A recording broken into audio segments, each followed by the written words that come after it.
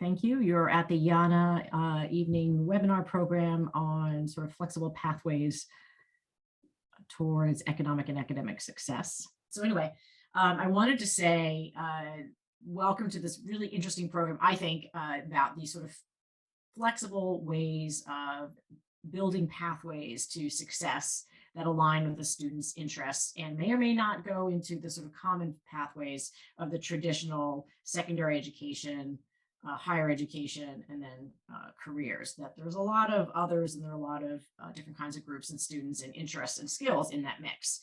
So we're really going to be talking about K-12 education, higher education in general, and all these different pathways. And ultimately, we're talking about economic mobility and economic independence, and obviously personal fulfillment and flourishing. And I am delighted to have with us this evening two educational innovators who decided not to accept the educational system just as it is.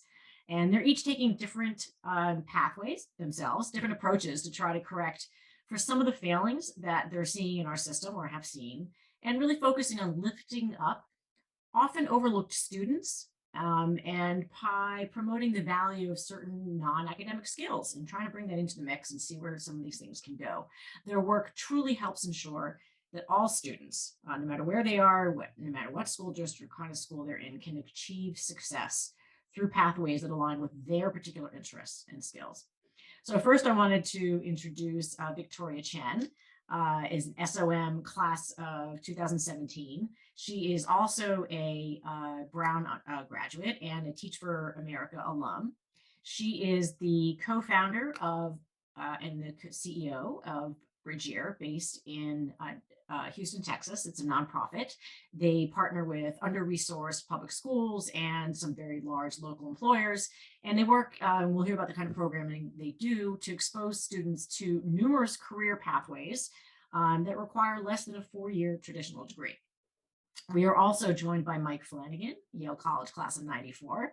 Thanks, Mike, who is the CEO of Mastery Transcript Consortium, which is a diverse and fast-growing network of schools collaborating to scale the use of digital, interactive, competency-based transcripts. And so we're going to learn about that as well.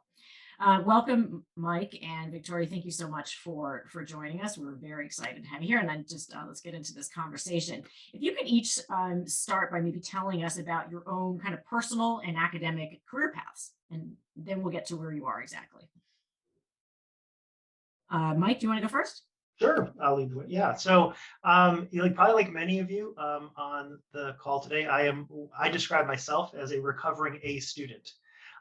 Which means I liked school when I was a kid. School worked really well for me. It was my happy place. I felt safe there, and I was pretty handy with a number 2 pencil. And I had some nice things happen for me as a result. When I graduated from college in '94, I went right into teaching, and I taught English for 3 years, actually in an independent school in Hawaii. And the school did not hire me because of my teaching credentials. They didn't have any. They hired me because they needed a cross-country coach. And so that was how I got my foot in the door of education. I then started down the path towards academia, and then pivoted and went to technology. I wound up in the University of Washington pursuing a PhD program, and this was in the mid to late '90s. And technology just started to seem much more interesting, and I was surrounded by people who were doing startups. And so that's the path I took. I actually started a technology company that pivoted to a consulting company that became a business process outsourcing company that I started with a college classmate of mine. And then ultimately found my way back into technology roles that were serving schools, and now into leading this nonprofit, which has a very strong kind of technology footprint to it.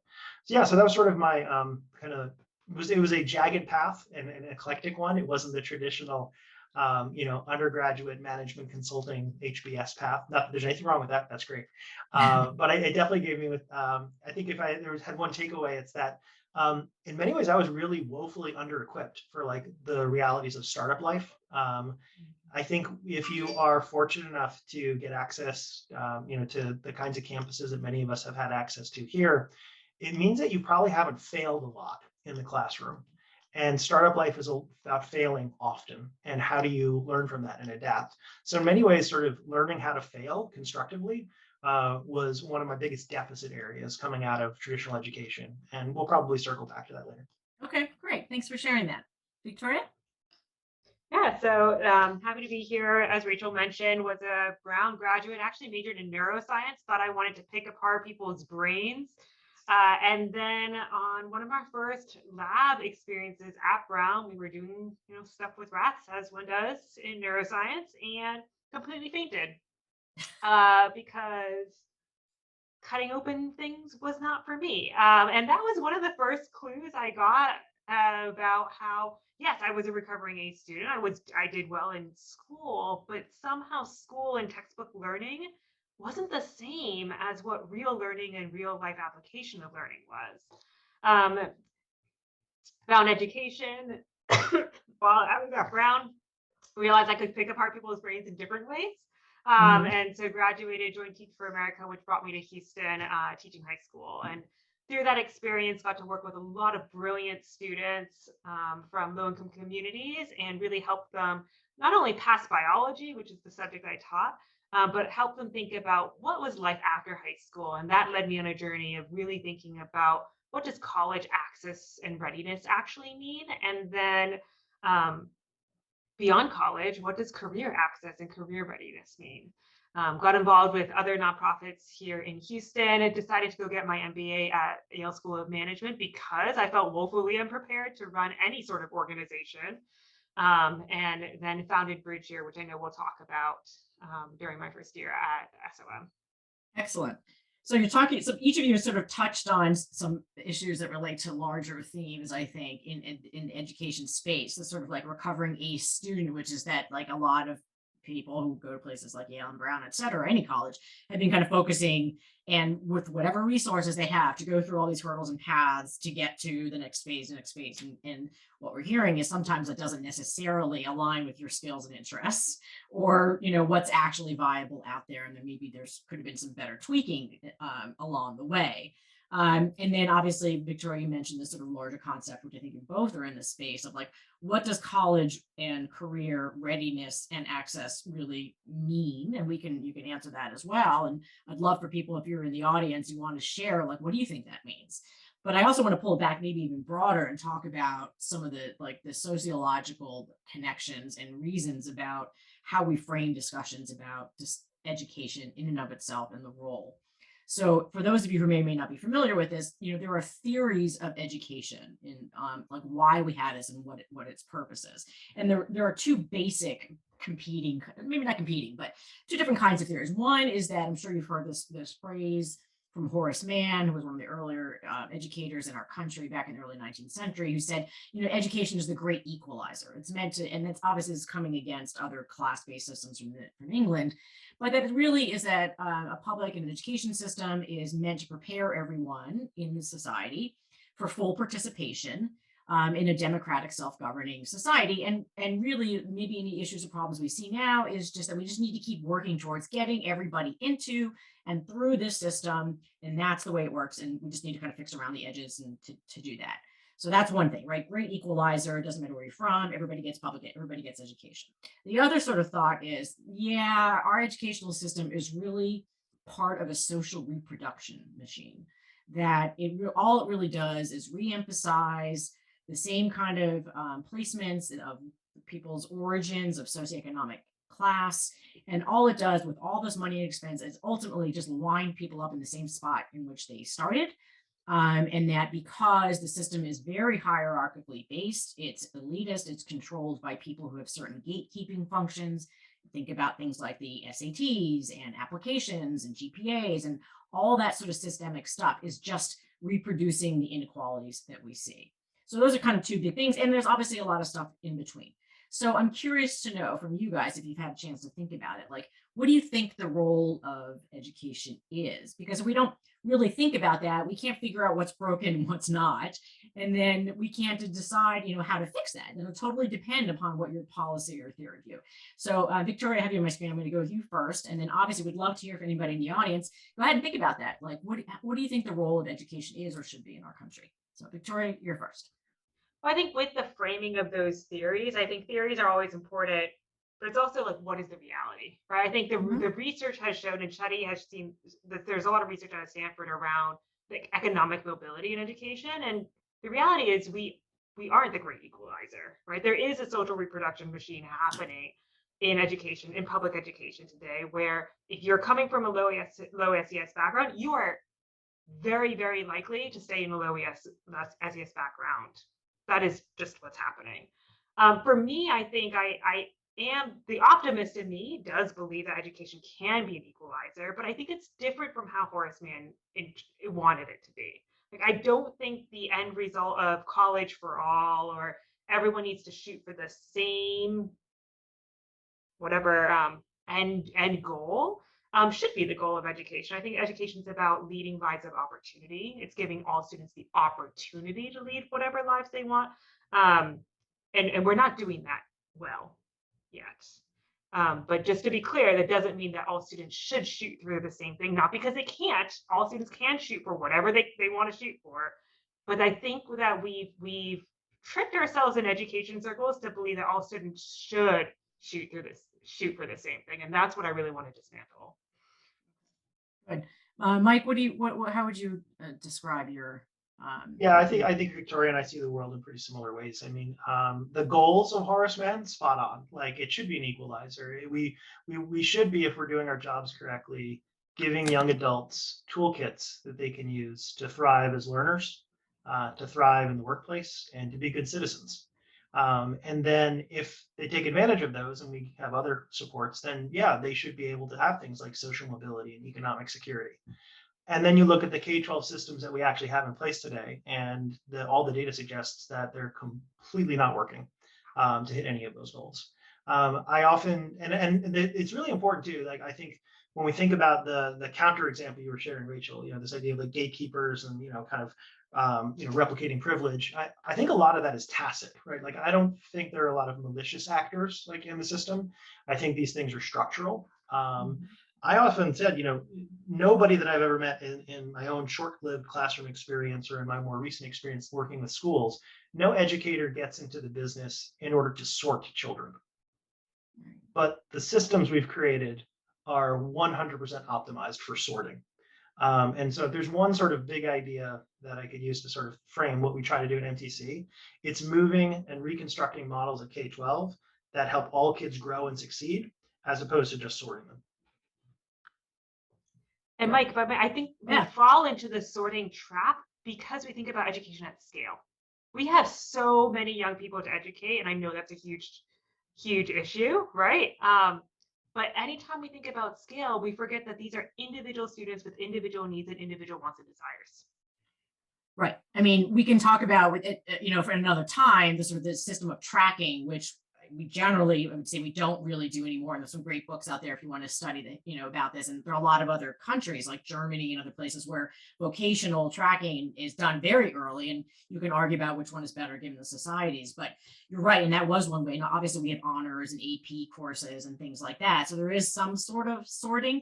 But you're right. If you're trying to educate millions of kids, there's got to be some way. And maybe we'll get into this as far as what some of those gatekeeping functions are. It's not a malicious thing, but you have to figure out some way to figure out whether students have some level of competency in certain cognitive and other sort of skills to be able to make sure they're going to be able to handle the work and do well at the next level with a higher, and each college will sort of set what that level is.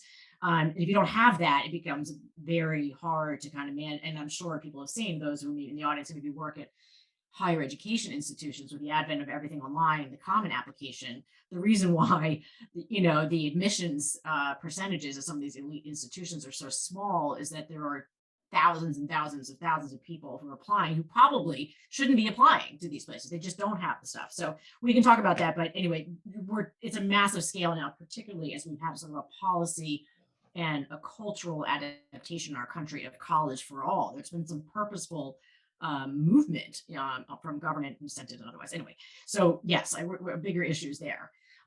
I do want to talk about, let's now talk about your current organization and kind of why did you start it or why did you join it, and what's the problem you're trying to address. Let's see, Mike, you want to start with? Yeah, sure. So the easiest way to understand MTC is that it's a nonprofit collective of schools, mostly high schools. From the outside looking in, our schools have nothing in common. They're large and small and rural and urban. They're private, charter, and public. What they have in common is their vision for what high school could or should be.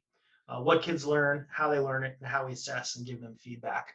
And if you've got any folks in the audience who are in the K-12 space, I'll give a quick shout out to like all the different acronyms that we currently use. There's competency-based education, there's PCBL, which is personalized competency-based learning, there's project-based learning, experiential, leaving to learn, 21st century skills, the 4 Cs. But mostly we kind of we create a big tent and we call it all kind of mastery learning. And what mastery learning generally has in common is a sense that the toolkit, what we want kids to be able to do when they cross the stage and grab their diploma, isn't just limited to English, math, science, and social studies, right? Those disciplinary categories were set many, many decades ago. And in many cases, they've outlived their usefulness when we think that that's what high school is. We also think that all kids are capable of learning at a very high level. Rachel, I couldn't agree more that in the current state, there are many, many kids who are graduating from our K-12 system who are not prepared for college, but that is an output problem. That is not an input problem. At the cradle level, all of those kids have the ability to learn, and it's a system failure that we're not giving them those skills. If you believe that then, and you follow through on it, the way we assess kids has to change very dramatically. And so the shorthand for that is basically having kids insisting that they progress based on mastery, not based on seat time. So when I talked before about sorting kids, a really good example of that is what happens in 9th grade when somebody shows up with a less than stellar preparation in math, right? In the current model, what we do is we give them a C-, and then they move on to the next unit. They still never learned unit 1. No one required them to learn it. Not surprisingly then, that's not a great foundation on which to build. And it doesn't take many more of those feedback loops for those kids get the message that school isn't for them. And they drift out of the system. So mastery-based models basically insist that it's our responsibility to get kids to proficiency before we allow them to move on. And that requires almost tip-to-tail re-architecture of the school day if you're really going to go in and give kids personalized supports. Now, the upside is that when you do that, you can also then start to do things that make learning more engaging and really improve the transfer of the actual skills and content. You're going to have kids doing capstone projects, kids working in teams to solve real world problems, kids leaving the school to go serve external clients on a volunteer basis or entrepreneurship or design challenges. So it's a schooling model that honestly is much more appealing. Long story short, though, if you are sufficiently innovative in doing these schooling models, you're going to bump up against what we call the credentialing challenge. And basically what that means is if you think about the traditional high school transcript that I think we all graduated with, it started as a packaging device. It basically said, look, we need a compact way of capturing what high school is. So it's a certain number of hours, credit hours of English, math, science, and social studies. It's a GPA, that allowed you, supposedly compares you to other kids and their potential. And then it really is just, it's thinking just about the academic disciplines and not these 21st century skills. It started as a container for convenience, but now it's actually become the definition of what high school is. And so if you are a school leader who's got a school that is sufficiently innovative, you're going to have parents correctly asking the question, do colleges understand what you are doing here? Will my child still be able to get into college, right? Whether it's Brown or Yale, or even the local community college or a CTE program, if what we're doing here looks too innovative.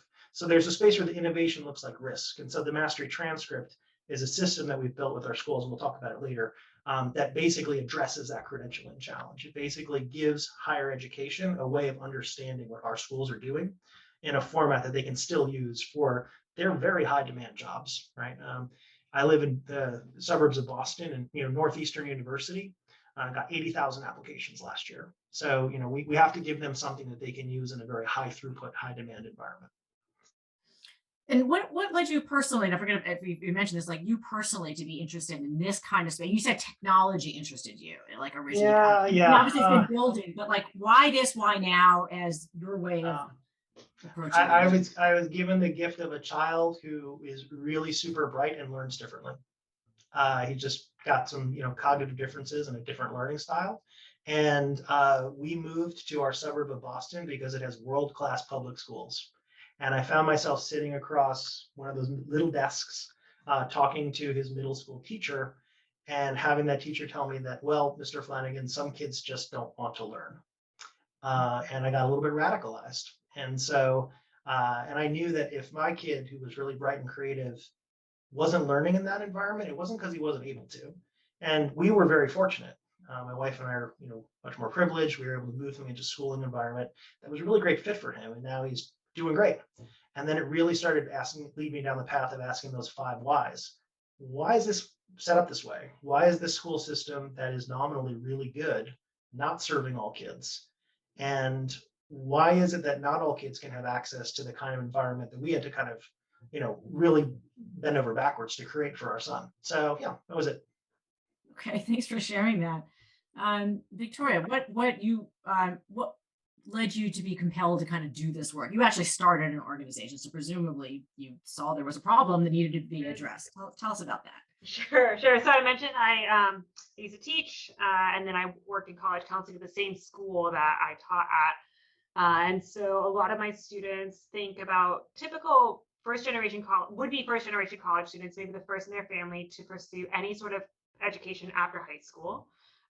Many of them from Black and Brown communities, grew up in low income communities. And when I worked with my students, I realized that part of my schooling as a teacher, as a Teach for America teacher, taught me to teach them, yep, that there were 2 paths out of high school. That there was the go to 4-year college, make a lot of money, you can move your family economically, or, you can graduate high school and work minimum wage job. And this was back in 2011, and we were really on that college for all track, and we coded it as high expectations for students, which part of it I still believe in. And part of it, when you get down on the ground level and I'm working with a student and the student says this, I don't want to go to college. I don't like school. I don't know what about your philosophy makes you think that, I spent 12 years in school and I want to do 4 more. Like, I don't understand what you don't get about how this doesn't work for me. Right. And it was hearing that feedback from students over and over again of like, I'm not doing that. Right. But also, I don't want to work minimum wage. You're telling me there's no other option. That made me feel like we as an education system had woefully misjudged and misprepared students to make real decisions for their lives after high school. So that never sat well with me. Then when I went to business school, started learning all about labor shortages, all about how our economy actually needs more what we're calling, you could call it middle skill workers, you can call it blue collar workers, you can call it anything, but we're talking about professions in the skilled trades, allied healthcare, technology. These are all fantastic paying professions that make way more than minimum wage, oftentimes way more than a 4-year graduate coming out, right? But that don't require that 4-year degree. And to me, it was this big aha moment of there's a huge disconnect between our K-12 system, our higher education system, and our workforce system that really needs to be tackled to give students access to opportunities to whatever they want to pursue. Again, and it's not tracking, right? It's not saying, oh, these kids from poor communities, they need to go into these blue collar work job. No, that's not what this is saying, right? It's saying that if that is an option that they want to pursue, it is not the educator's job to show them, it is the educator's job to show them those are the options, right? So we believe in 3 things. One is that 4 years is a great way, but it's not the only way, right? We're never going to steer a student away from 4-year if that's what they choose. 2, believe strongly that we talked about college readiness a lot, college for all. I really think it needs to be career for all, because college is not the final destination. It should never be anyone's final destination. College is a means to an end, right? And the 3rd thing we believe at Bridgeyear is that all means all, right? College, post-secondary education in whatever form it takes should not only be limited to the academically achieving few. I just want to plus 100 that completely. I think there's a book that came out a couple of years ago by Michael Horn and Bob Moesta, which is called Choosing College. And what they did is they used the jobs to be done framework from Clayton Christensen to really look at like what is the actual decision path, the buying behavior for young adults as they look at college and make choices. Not surprisingly, the kids with like the worst outcomes were the kids where the job to be done was, it's what I'm supposed to do. Right. I'm going to college because that's what's next. Yeah. And when you think about, and not just selective colleges, open enrollment colleges, even, your local community college, state college, there are costs, real significant costs, opportunity costs, other things into doing this. And the worst possible outcome we can, give a young adult is to have them spend 4 or 5 years collecting debt, not earning anything, and then leaving with a 4-year degree that does nothing to move the needle for them, on their job outcomes. Now, I want to be very clear here that I am not one of these, the college is dead. Nobody should go to college. I think that's a false binary. I do think, though, that given the investment that is necessary for the 4-year credential, we have to create space and real good guidance to help kids make conscious and smart choices about what kind of model is good for them when they take it on, and most importantly, like what they want to do with it when they're done. So. Good. I want to pause there, maybe throw in some data, and you guys can correct me, is that, yeah, we really have had this sort of college for all mindset. When Victoria mentioned a little bit that perhaps that was taken too far in too many places, and all was meant to be all, but it's really only, even if, really helping maybe not everybody. But that in our country, and this is based on some recent studies, Pew Research and recent census data, is that roughly under 40% of all adults between the ages of 25 and whatever up, 40% hold a college degree. Now, within that 40%, you got to dig down. There is a huge range by race. And then there are probably other things too. I'm sure that people have sliced and diced this by zip code of origin, et cetera, et cetera. So that's kind of, we say college is all, but not everybody who could get it has one.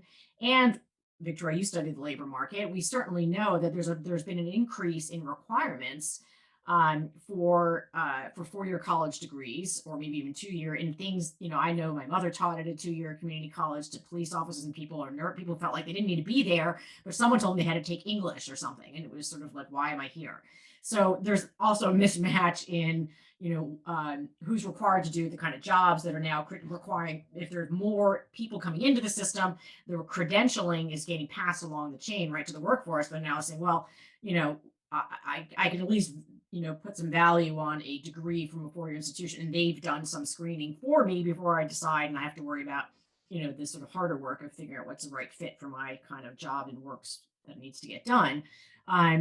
So, but we also know, at least now, maybe this will change, is that those who do hold a 4-year degree definitely out earn those who do not. Now, maybe that's also a reflection of the fact that we haven't actually created enough or collected, maybe even just it's data information gathering enough to say, what about some of these other professions or other skills that don't require a 4-year degree? Maybe they actually are making just as much money, but they're they're not categorized in the same, data category as a 4-year degree. So there may be some skewing of information there. There also has been, and Mike, you started to mention this, about the questionable value proposition of 4-year degrees. And again, I love college. I think it's great. Everybody can go. You should go. And, I had the useless degree of an art history major, but I loved learning it, and I tried to apply the skills. And then I also went to law school because I didn't know what else to do, and I was on an academic pathway. And then pretty quickly, very late in my life, realized I don't know what to do, because I had never thought about what it is I actually like. Luckily, I wound up here, but I'm not unusual, I think, in a lot of people who sort of toe that line. But there's lots of resources we'll give, but there are degree completion rates. We can get into that, right? It's like takes average of like 6 years for people to finish these degrees. And the percentage of completion rate is only about 62% overall. So we've got like the entire population, 25% of people, 40% of people hold bachelor's degrees or some equivalent. There's within that much lower, depending on your race, at least, or other demographics. And then for those who start college, and there are a lot more who start, and the completion rate's about 62%. But again, based on the type of institution, like a 2-year college or a 4-year private or public, et cetera, the range goes all over the place. So we get a lot of people going in and not completing.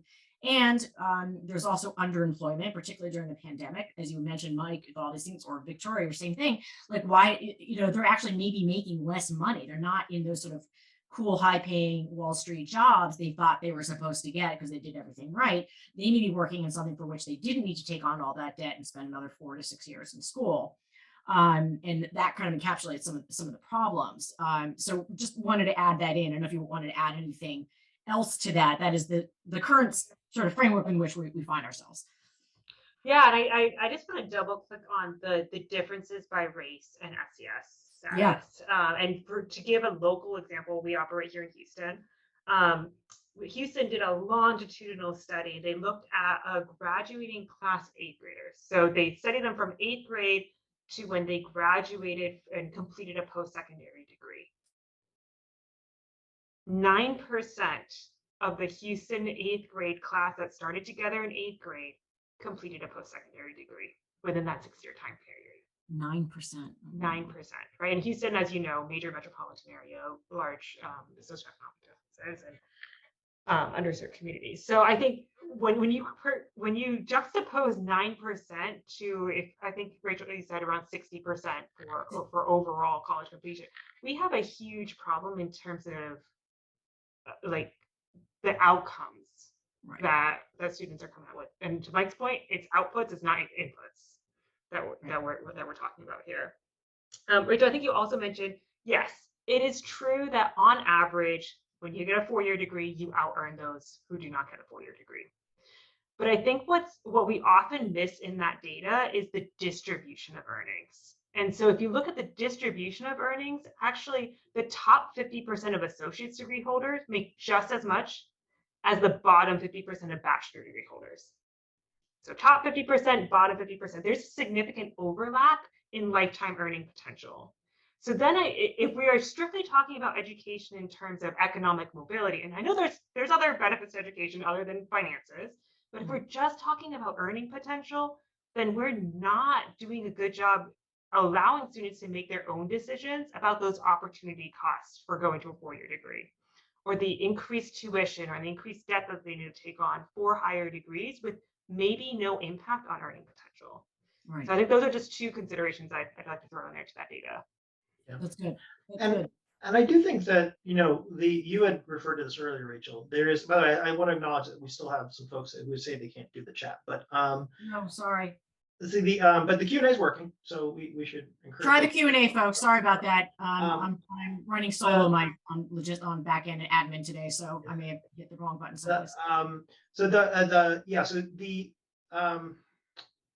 We have millions of adults in this country who have some college and no degree.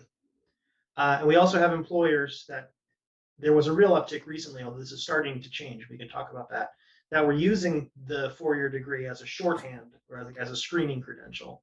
And I think that's really kind of a good thing to look at, because it suggests that there's a point where you're collecting a certain number of college credits. Ostensibly, you're learning things in those courses. Your skills are developing. And there's 0 premium on your salary until you finish the last one. Mhm. That something magic happened at that last point. That, just as a matter of just logic and common sense, can't possibly be true. As a credentialing issue, it's true. Right. But as a preparedness issue, what people can actually do, it is not.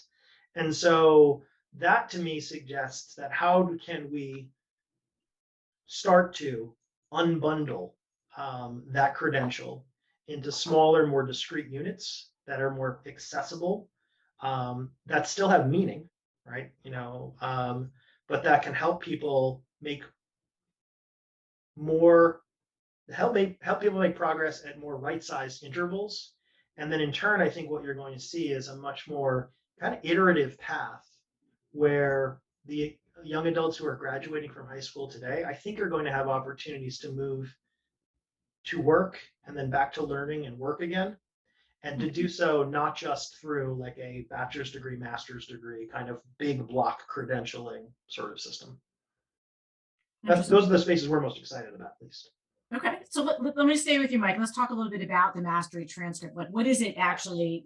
What are the kind of credentials you're trying to introduce into the market a little bit? And this is going to sound really crazy because, like, it's, I lead the organization, but man, sometimes I wish it wasn't called the Mastery Transcript Consortium. It's really the Mastery Learning Consortium. It's this collection of schools rethinking K-12. Okay. But you know what? The transcript is useful as kind of a North Star. Right. It basically says, look, if you can give a kid access to any college campus when they don't have a GPA, when they may not have courses, where all they have is sort of a really strong visualization of their skills and evidence of their deep learning to back it up, that's kind of the moonshot for our schools. And what we do is work with schools to connect them with one another, to create sort of a virtual network and a community of practice, and to give them lots of other sort of adjacent tools to help them move from a traditional model to a mastery-based model. So our goal really is to make a mastery learning classroom accessible to every kid in America. That would be like our, kind of moonshot goal for us. Okay. Recognizing that, look, the traditional model is really heavily baked in, right? It isn't just sort of a mindset or an orientation. Like wishing can't change some of these systems. There's a reason college admissions officers, just to use one example, are so beholden to grades and to some degree test scores. It's because that's what they've got the data around. Like they've got decades of data and systems where they've, more or less optimized their decision making using those things. So we, as an organization, realize that if we're going to create a scalable alternative, you have to create a real viable system that can reach critical mass and give them something that some years from now they can point to and say, oh, now we have data about these skills. And we know that these skills and these learning models are just as predictive for first-year college GPAs or for four-year degree graduation rates, et cetera. And then in turn, I really don't think I'm doing this enough, but I want to say that our schools share Victoria's vision that the purpose of high school is to prepare kids for college or career, and really to put both on equal footing, that we're really trying to disrupt that model of the old two tracks where one is seen as like desirable and the other is stigmatized. And so, I'll just check myself there. Okay. Can you give a little bit like more about like what are these skills? Like what is a what is mastery based learning? What does the transcript actually do? Like what makes it about what's different about sitting in one of these schools even versus maybe some of the more traditional pathways, maybe particular. So let's do like a day in the life, right? Like if you're a 10th grader at one of our schools, when you think about like what you're studying throughout your school day, it isn't divided just into the classic academic departments. You're not doing 50 minutes of English, 50 minutes of Spanish, 50 minutes of science.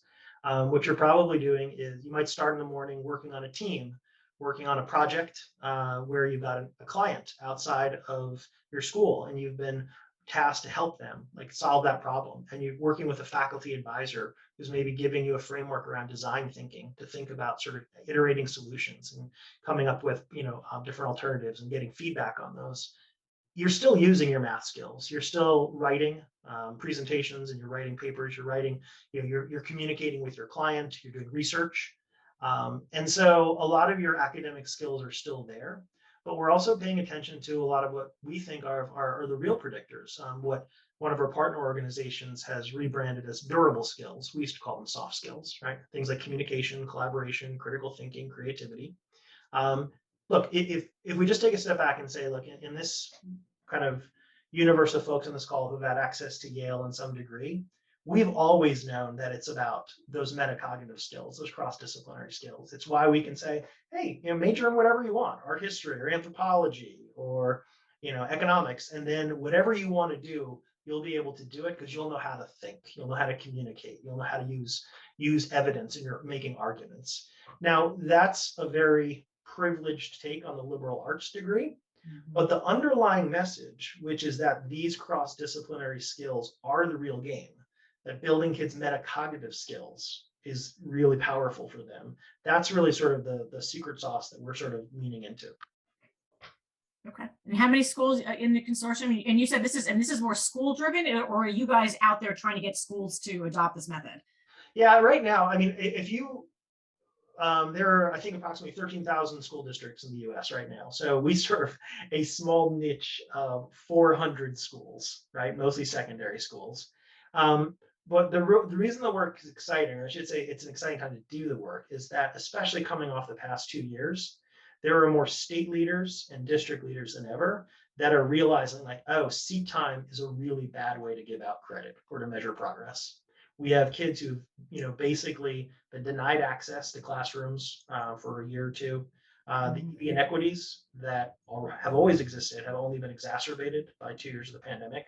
There's real appetite for a different kind of model, a model that will, personalize and serve all kids where they are. And that's a big kind of accelerator for the work. I mean, if you had told me 5 years ago that the University of California was going to get rid of the SAT because of equity, I would have assumed like you were just kind of spinning fiction. But here we are. And so just last clarification of the schools in the network, are they all private? I would No. say, no, there's No, some no, public no, schools. it's district schools, charters, some private schools. Yeah, like I said, it's a really kind of shaggy collective in terms of the type of school. It's the schooling model that they all have in common. And there, for folks who want to learn more, I'll drop some links into in the resources. There's organizations like the Aurora Institute. Um, there are other nonprofit ecosystem partners like Transcend and KnowledgeWorks and LCC. Chances are one or more of these organizations has a pilot going in a local school district or a building in the district, wherever you folks may be living right now. It may not be sort of the thing that the state is talking about, but it's a really interesting kind of time to do the work because it makes for strange bedfellows, right? We have folks who are really committed to equity for all kids and are really committed to disrupting models for that. And you also have folks who are really committed to generating the workforce of tomorrow. State legislatures in red states who are basically saying, you know what? We want to be a state that high technology manufacturers choose to build plants. And to do that, we need high schoolers that can really do advanced stuff. And so regardless of like where their background is or what their priorities are, they wind up meeting in this space where it's like, oh, we need schools that give kids skills and and figure out how to invest to make those happen. Great. All right, Victoria, let's turn to Bridge-Yard. You guys aren't actually in the classrooms. You're kind of supplementing it, if I'm getting it right. So tell us a little bit about the programs you do, who you're reaching, and why, kind of how it actually works. Sure. Yeah. So we are not in the classrooms. We are a supplement to schools that want to provide more inclusive post-secondary education counseling and support. So we do two primary things around non-4-year degrees. We excite students about them, and then we connect them. So in that excite bucket, what we're most known for right now is a program called the Career Test Drive Program. You would never buy a car without getting in it, test driving it, feeling how it feels, and seeing if it fits with you. But we ask young people to make big decisions about careers or what they want to do after high school without trying it at all. So what we do with a career test drive is in a short simulated experience that we bring to their school gym. They get to experience what it's like to be a phlebotomist by drawing blood from an arm. I don't go near that station because, as we've established, I'm not good with blood. Or maybe they want to try something in construction and they are getting underneath a sink and figuring out, like a plumber would, how to navigate tight spaces and install a sewer line between two sinks, right? So these are real world things that these professions do. And students self-evaluate through the career test drive experience. So that's something that they might want to pursue. So that's the excitement piece. And then the hard work comes in the connection piece, right? If you get a kid excited about something, well, what's next, right? So we know that there are two big barriers. One is just finding programs is really hard. Everyone knows that you can go search for colleges, you can search for community college programs, but if you wanted to do an electrician apprenticeship, if you wanted to be a medical billing and coding specialist, but you didn't want to go to community college, where do you go? The great thing is there are fantastic nonprofit organizations that provide these certifications, usually for free or for really low affordable costs. These are, by the way, side note, these are the same exact certifications. A lot of for-profit technical colleges charge 3 times the rate of community college does, right? Mm. So it's a marketing issue that students don't know about these low affordable options. And it's not because they're not going to the for-profit schools because they want to go to the for-profit schools. They're going to for-profit schools because that's the only option that they knew of, right? Mm-hmm. So we have created an online resource here in Houston. It's called morepathways.org because there are more pathways after high school than what we think. And so students can search that resource to find these low and affordable programs for certification. And then the second barrier that we often stumble is just the enrollment processes. It's not as simple as if you think about when you went to Yale or when you went to college for the first time, all you had to do really is show up on day one. You didn't have to pre-register for classes. You didn't have to think about what you wanted to major in because you can figure that out, I think, junior year, right? If you are a community college student or if you are trying to get into the workforce right away, you actually have to figure that out pretty much right after you graduate from high school without any adult support, right? So that's the second piece of what we do to support students. So tell how do you guys figure out, and I've been to one of your career test drive fairs. I thought it was great. And the knowledge piece, you sort of you're not giving yourself as much promotion. I thought it was amazing. Like, tell them about like how you're letting them know that you've got these beautiful cards about what these pathways are and making it. So maybe that's under your excitement hour, but it's also informational, right? So tell us a little bit about those things, like the kind of Right. cards. So after they do that simulation, what Rachel was referring to is, well, how do you follow that simulation up with tangible resources, right? Students need to know entry level pay and how entry level pay is different from average pay the more you work in the profession. Students also need to know what the career ladder is. For a lot of construction work, you might start as a helper as you're working your way through your apprenticeship, and you need to work a set number of hours before you can pass a certification and get to master electrician, plumber, HVAC technician status, right? And so we go over that with students at those stations, but importantly, we do that after the simulation, because what being a science teacher taught me is you teach science by hands-on labs. You do not teach science through a textbook, right? Because students will tune you out no matter where they come from, right? Actually, adults tune you out too. The more you talk, the less adults listen. Okay. I Some want more to. hands-on stuff. Okay, so you That's lay these things out, and I got to tell folks, and I would highly recommend you go to their website. And if I can dig up my old post I did when I took pictures of some of these things, you could like walk around and grab them. You had these giant posters that says, well, what does it take? And you've kind of laid it out, right? And sort of flow charts of like, here's where you start. This is how many years it takes. This is what the average starting salary is. This is what you can boom, you can buy a house 10 years or whatever. I mean, it was like, that was really interesting, because it's not just like, oh, we've got these great ideas, which a lot of us do. Like, let's get great ideas out there and expose them to things, and then they'll figure it out. Like, you've filled that gap in by really showing what the pathway is. Absolutely. And one thing that we're really trying to do is work with local employers to make that a reality, right? So I mean, we started the Career Test Drive program maybe 4 or 5 years ago, so it's relatively new. But what we were super excited about is to have employers come to us. Gulf States Toyota came to us 2 years ago and said, we need more auto technicians. Every kid sitting in a high school classroom these days think that auto techs just do oil changes and tire rotations. But our cars are so technical now. How can we combat that stereotype and teach students what it actually means to be a technician? And so they co-designed the simulation with us to really highlight the technical aspects of cars, right? So students are troubleshooting and diagnosing a backup sensor through this simulation. It has nothing to do with oil changing, right? And then Toyota can give us, well, here's our entry level pay. Here's how somebody moves through our organization. And that becomes even more real for students to know, this is an employer telling me this could be my reality. Now, when you started, did you have particular kinds of employers, or like, how did you figure out which career pathways you were going to kind of highlight and do simulations on? Right. We didn't have employer partners when we started. We had to build a proof of concept. And so we here in Houston looked at our labor market, and we have an organization called the Greater Houston Partnership that did all the studies. And so they were able to predict what jobs are high growth, high demand in the next 10 years that we should really focus on. And of course, we did the ones that were non-4-year degree. And just to quickly rattle them off, for those who are listening. So in construction, that's your electricians, your plumbers, your HVAC technicians, your installers. For healthcare, you think about allied healthcare, so your EKG technicians, medical billing and coding, lab techs that test urine and blood samples, phlebotomists. Still doing call centers or anything like that? Or Call center is a huge one around customer service. Growing interest in technology, so that could be like CompTIA, that could be Salesforce certifications. We haven't really touched that yet, but that's potentially on our horizon.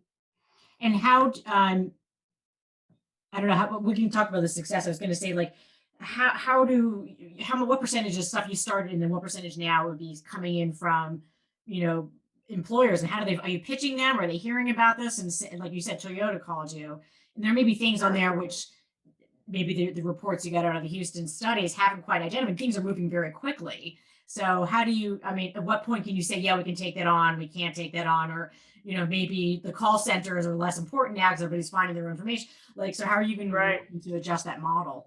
Rachel, I feel like you're in our like weekly leadership meetings. So this is exactly the struggle that we're grappling with. Is labor market data is old by the time it's published, right? It's updated every 2 years, and that's not fast enough for the rate employers want to hire. And so we're trying to figure out at what point do we say yes to an employer without labor market backup.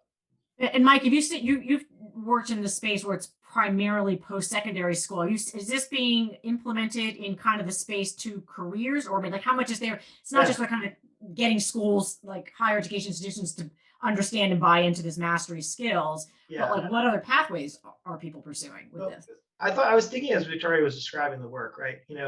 By definition, like what Victoria and her team are doing is so like vital and necessary because it's not happening enough in high school, right? Like you're feeling a need. And so I actually think, you could do a lot worse than shorthanding our work by saying, we would like to create high school models where more of that is happening upstream in high school. There was a question either in the chat or the Q&A, I lost the thread on it, but it was basically about the difference between training and education. And I really think that like there's a phrase we use a lot in our schools about purpose-driven learning. And building on what Victoria said about how to teach science, right? The worst kind of most boring science labs we were in were like that kind of cookbook science, right? Like, hey, we're going to boil water, and surprise, it boils at 100 degrees Celsius. It's not very exciting.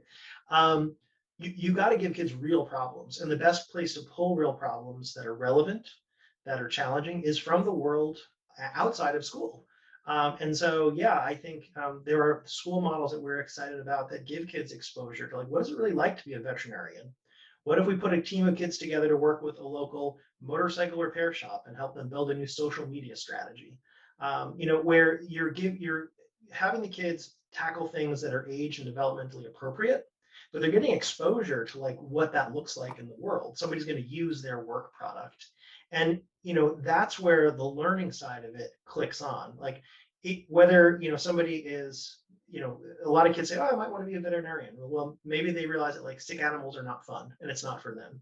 But maybe they look at it like, oh, I understand now what it means to work in this environment. Now my science classes have much more urgency, right? The classic kind of cliche, because it's true, is the adolescent who asks their teacher, why are we learning this? When am I ever going to use this stuff? And so giving kids even a small preview of what this looks like outside of school, how adults do use some of these skills and content in real world ways, helps the light switch go on for a lot of kids that are left cold by the traditional system. So yeah, I think I see them as a continuum. You both of you, we're getting closer to an hour, and I do want to make sure we have time to address other questions that come in, and I apologize for the delay in getting that chat function working. But I want to let's start, Victoria, back to you. Like, what are the successes that you've seen with your model? What are some of the metrics and measurements that you're looking to see? Is this working? Is this not? Sure. So I think if you think about the two parts of our program, excitement, right? That the excitement piece is around career awareness. The goal is not that a student tries something and all students that try it want to go into that career. I think that's a unnecessary goal, right? But things that we're measuring are what research shows to be leading indicators for career choice.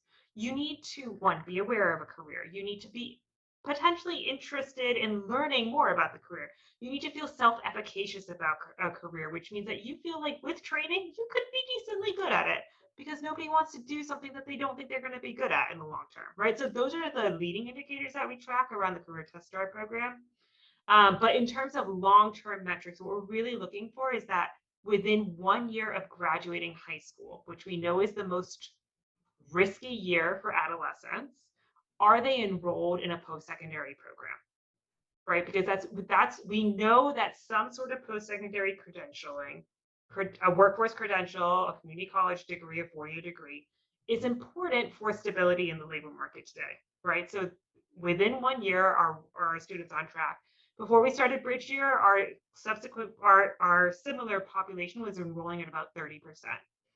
We are consistently between 65 and 70% for the students that we directly work with. Again, not tracking them into particular careers, right? Because that's a useless exercise, but in at least tracking them into that next step of enrollment. Great.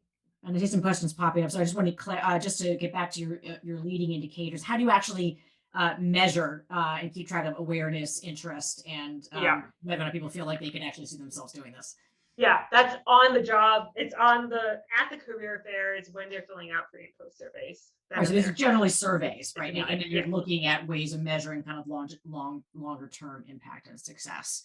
Absolutely. Mike, what about you? I mean, is it you? Is it your Yeah. schools? Like, how do you guys? Yeah, so the energy around school transformation is there and it's happening. Our goal really is as a catalyst and as a builder of systems to sort of address issues that are kind of gating factors for adoption. And so we really think a lot about, so there's two mindsets that I would really love to change if we could.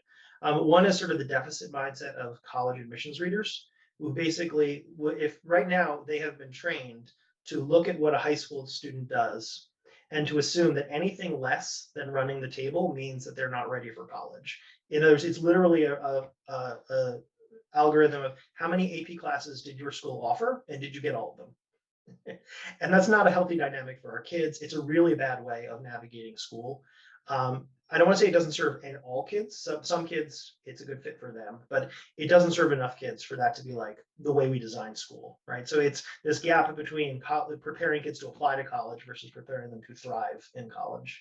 So changing the deficit mindset to say, it's okay if a student hasn't covered all of these things, if they've gone especially deep in certain areas, if they've got an area of passion that's going to fuel them to the rest. If you have a kid who's launched into a campus or a career with a sense of purpose and a set of metacognitive skills, they understand how they learn and they know what they want to do in life, there is no piece of content that they can't grab later. So that's sort of one thing. The second thing too is helping parents understand like what these models look like and understand what they mean for their kid. And so the leading indicator for us on both of those, honestly, and this is because where we do become the transcript consortium, it's the number of credentials that are out in the wild. Like it's how many transcripts are showing up in higher ed admissions offices that are competency based. And increasingly, we're building derivative versions. We're calling them just learning records that can be used to capture learning in out of school time programs and also be sent along as sort of supplements for schools that are still have some traditional models. So it's basically how do we just get exposure and reach of competencies and skills. I can talk until I'm blue in the face, and probably have tonight. I could send a white paper out to families talking about how the district's changing the grading model. It's not going to make the light bulb go on. But if you have a kid who goes home and tells mom and dad, like, hey, I did this piece of work at school and I'm really proud of it. Like I'm invested in it. And here it is. And here's the skills it maps to. Then that portrait of a graduate or learner profile that the district's probably been talking about ad nauseum in meetings becomes more than a poster on the wall.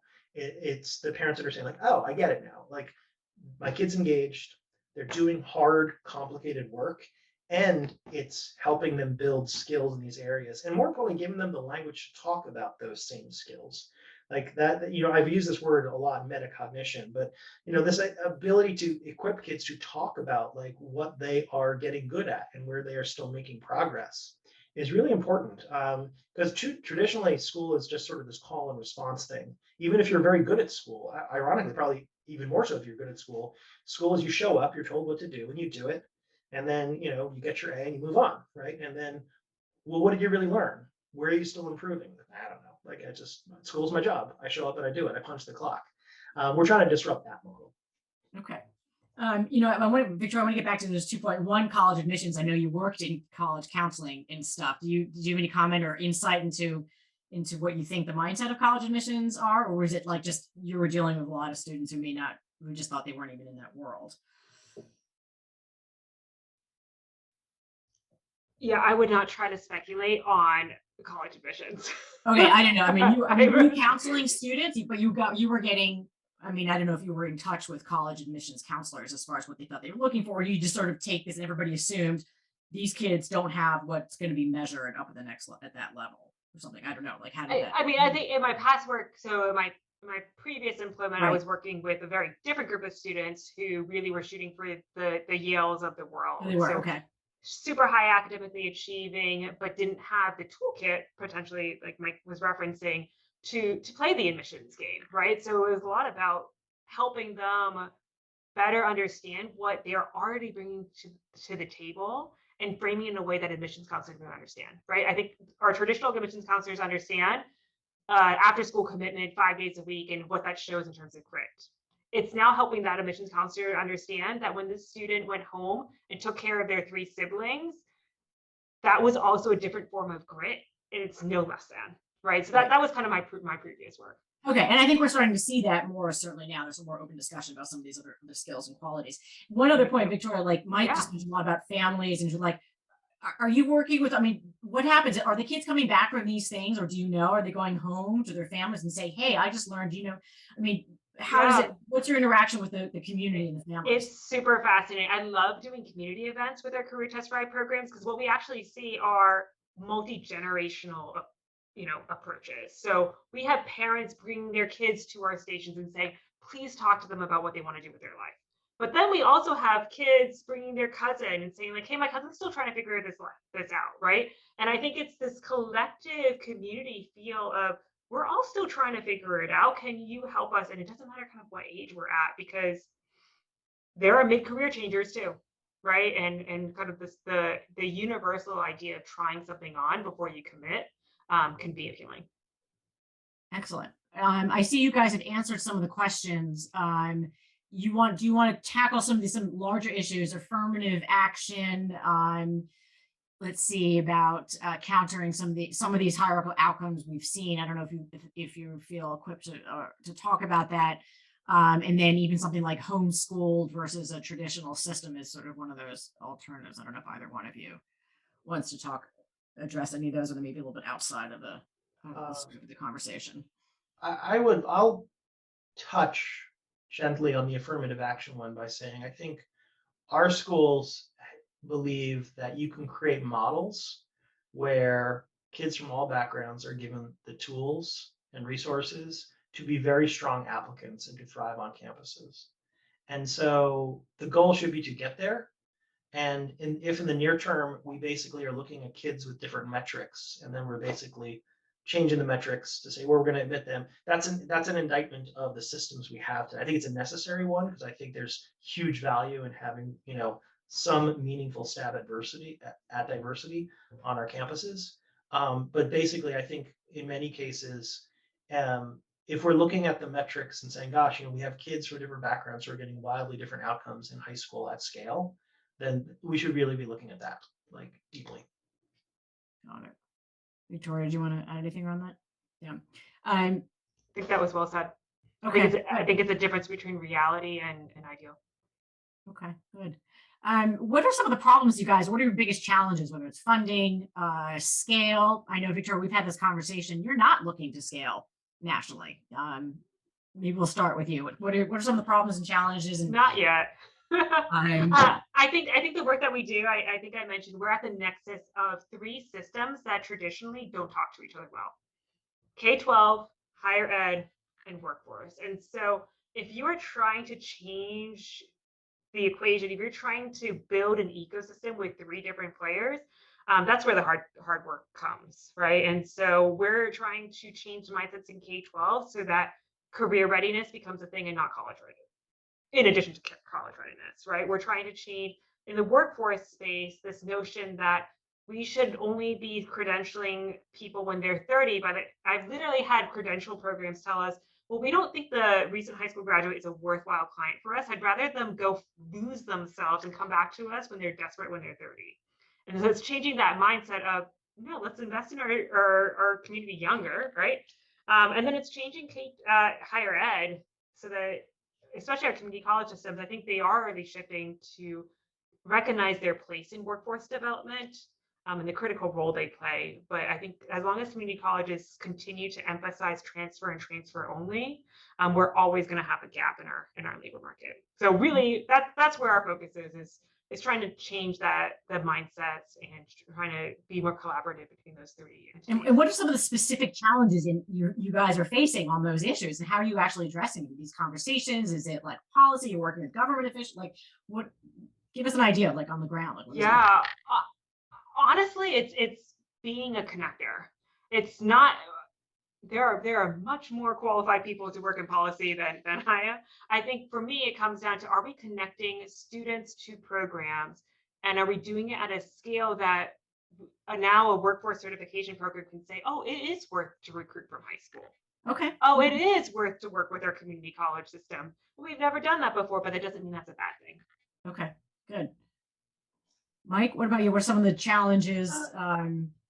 So one of the challenges of K-12 innovation and K-12 reform is that the case studies are many and brilliant. And you look at them and you're like, wow, look at what that school's doing. That's cool. That's neat. We should do more of that. It's easy to do pilots and create innovative stuff. Scaling is hard. And I really believe very deeply that, like, if you cannot have scale, then you cannot have equity. If we have models here that are edge cases that are accessible to small slices of kids, then just given the way our society works, they're going to filter to kids who's, are in position to have choices and access, and that's not great. So one of our challenges is to get folks who support the work in the space at the funding level, the policy level, to get excited about something that is not sexy, which is infrastructure. And I think a lot about sort of like, solar power and electric cars, and like, if you just look at it in the abstract, it's a no-brainer, right? They're quieter, they don't make pollution, they're cheaper, better for the environment. The list goes on. They actually perform better if you worry about acceleration. We need chargers. We need chargers everywhere. Someone's going to have to pay for that. Someone's going to have to build that out. Not all these things can be done purely through the free market. And so I think, when we think about credentialing, when we think about how do we build national sort of infrastructure for competencies, how do we get agreement across 50 different state education models about what these skills are or should be, or how to roll them out in our communities? It is an infrastructure challenge. It's systems. And so it's a space that we spend a lot of time kind of like thinking through and exploring it. So I don't mean to dismiss the cases. I think the cases are great. And it's the most fun part of my job, to visit amazing schools and look at the cool stuff they're doing and tell stories about it later. But ultimately, it's like, hey, how do we make that model available lots of different places? In some ways, it requires people to give up on some of their local kind of, special sauce. So yeah, trying to figure out how we all kind of do this in a common framework is going to be a challenge. There's clearly a lot of work still to be done, and each of you in your different ways of approaching this are doing really good jobs. And maybe I'll kind of bring it back to a theory kind of question: is that, what is the role of what roles do nonprofits play, and should they be there? So I love to ask any nonprofit, what would it take to put you out of business? Victoria, let's start with you. We would no longer need a bridge here. Ecosystem I mentioned needs to work, and they need to work well together. And I would say one last, employers need to be part of this conversation, because for a while, employers took the role of credentialing and training up their entry-level employees. And now employers have said, we are going to relinquish that responsibility and we're going to place it on higher ed.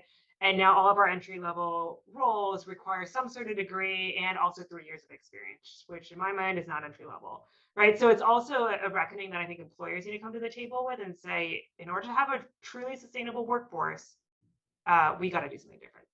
Employers do. Okay, that's a great point. Mike, what about you? There's a really cool project happening in California called Reimagining College Access, and they're trying to convince college admissions offices to look at actual student work, right? Where basically the kids take a piece of their best work and they send it in, the school looks at it. Now, I got to tell you, you can hear in the way I'm framing the question, that is a very difficult model to scale. Convincing you have to completely upend the way you did admissions. But honestly, like, if they could make it work, it would put us out of business. You don't need to look at a transcript because you're looking at the kids' work, and the kids' work is their authentic work, and it's a better way to do it. So it's like a real uphill putt, but like, if they could do it, I'd be kind of fascinated by that. Some of these things take major political and infrastructure shifts in priorities and putting some will behind it. So in the meantime, we need the work that you guys are doing. So thank you for joining us and for sharing the work that you do. I learned a lot. I hope people in our audience learned a lot. And we'll continue to share the resources, and I hope we can stay in touch and hear about the developments of the work you're doing and what else happens. And maybe when you do your longitudinal studies, I'm sure you'll find some success.